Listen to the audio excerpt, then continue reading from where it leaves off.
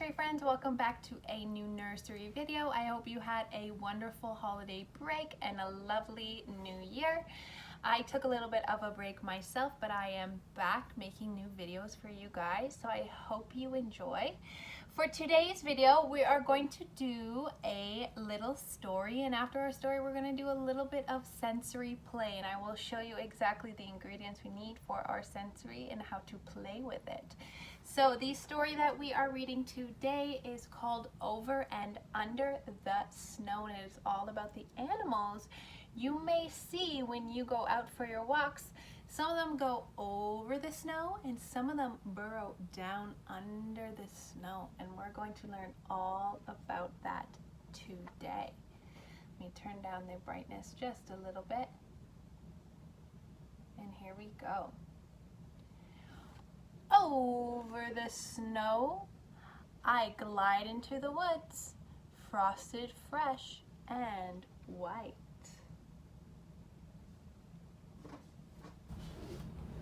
Over the snow, a flash of fur, a red squirrel disappears down a crack. Where did he go? Under the snow, Dad says. Under the snow is a whole secret kingdom where the smallest forest animals stay safe and warm. You are skiing over them right now. Over the snow I glide, past beech trees rattling leftover leaves and strong silent pines that scratch the sky. On a high branch, a great horned owl keeps a watch. Under the snow, a tiny shrew dodges columns of ice. It follows a cool tunnel along moss out of sight. Look, Dad says, tracks. Tracks always tell a story. Over the snow, a deer has crossed our path. Deep hoof prints punch through the crust. Up the hill, under a tree, an oval of melted snow tells a story of a good night's sleep. Under the snow, a deer mice doze. They huddle up, cuddle up against the cold in a nest of feathers and fur. My friends, look here, you can see the deer tracks all in the snow. Over the snow I climb, digging in the edges so I don't slide back down. Under the snow, voles scratch through the slippery tunnel, searching for morels from summer feasts.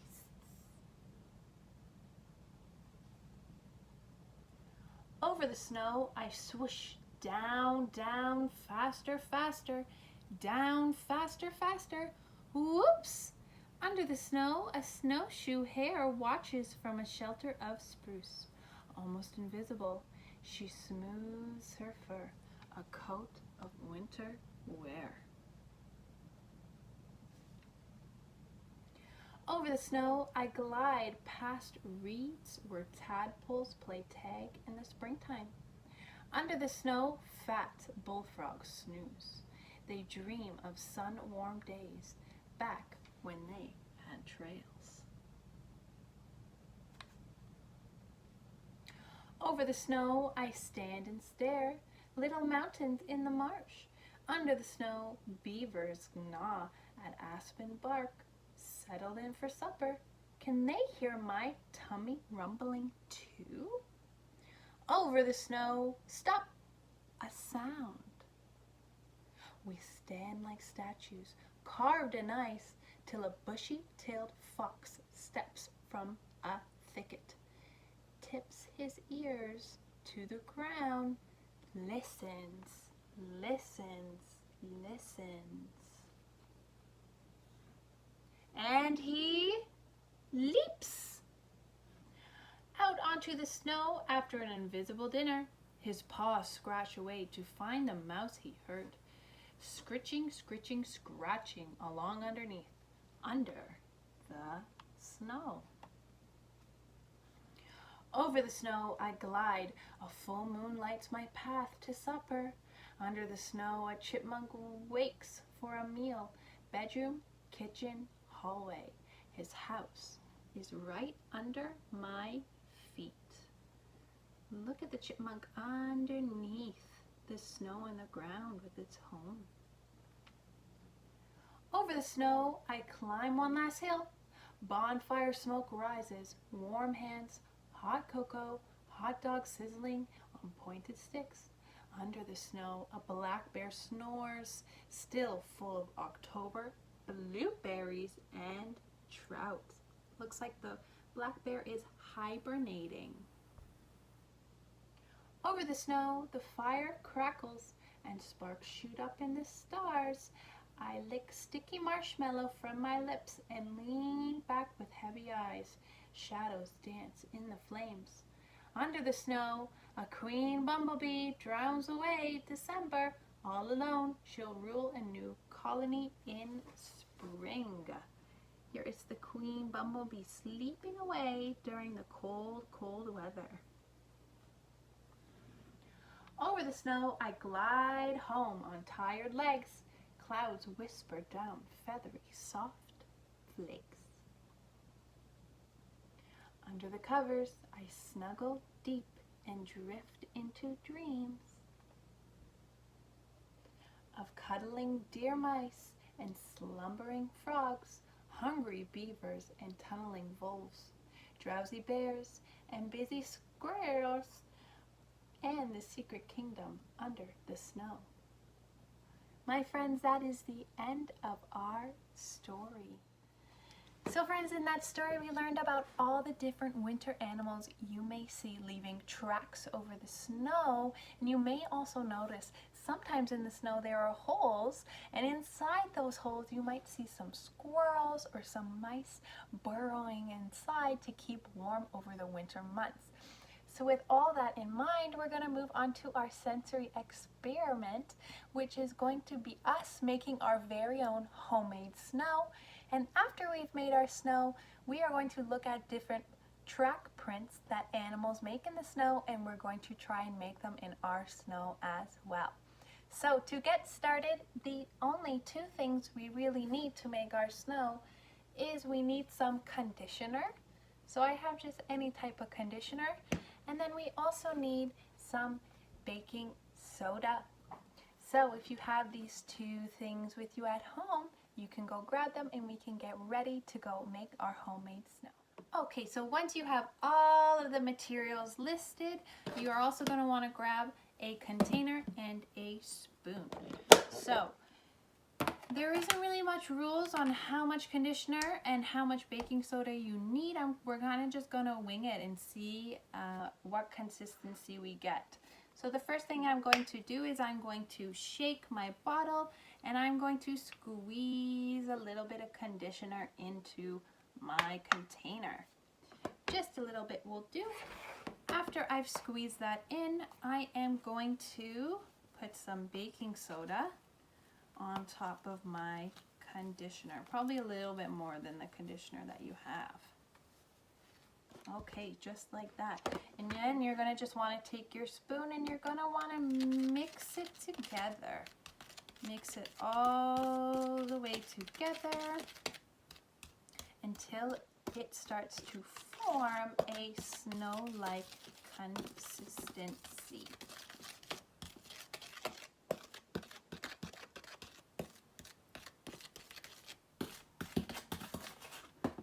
So as you can see, this kind of looks like yogurt or cream. This doesn't really look like snow yet. So I'm going to add a bit more baking soda to the mixture, and then I'm going to keep stirring it together.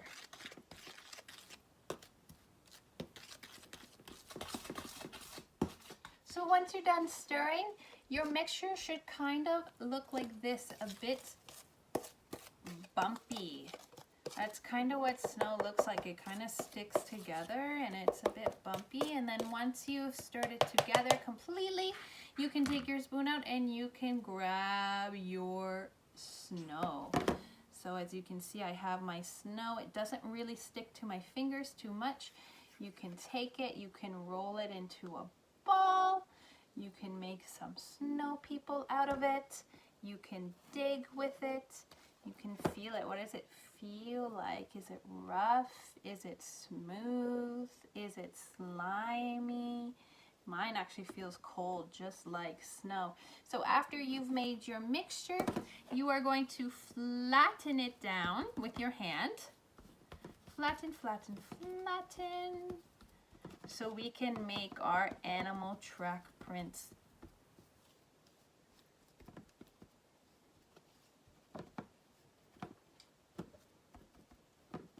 And there we go. Okay, so the first track print that you may see when you go out into the snowy world is the print of what is this? This is a squirrel. And the print of a squirrel looks like this. There are 4 paws. 1, 2, 3, 4, and it looks like 4 fingers, 1, 2, 3, 4 on each paw.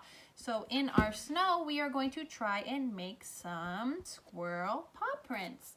So I'm going to take my snow, I'm going to use my finger, and I'm going to put 1 circle. Then I'm going to put a second circle. Then a 3rd circle, and finally a 4th circle. So these are going to be the base of my paw print. Then, as I said, it looks like there's 1, 2, 3, 4 fingers on each little foot. So I'm going to use my finger, 1, 2, 3, 4, and put 4 little dots. 1, 2, 3, 4, 1, 2, 3, 4, and 1, 2, 3, 4. And here is my squirrel paw print in snow. Very cool. I wonder how yours is looking like right now. Let's move on to our next paw print that you may see over the snow. I'm just going to smooth my snow over. The next paw print you may see over the snow is what animal is this? It's very large and brown. It is a moose. A moose. And what do mooses' paw prints look like? Oh, interesting. So it looks like we have 2 prints here, and there's 2 long pieces of toes. I guess those are its toes.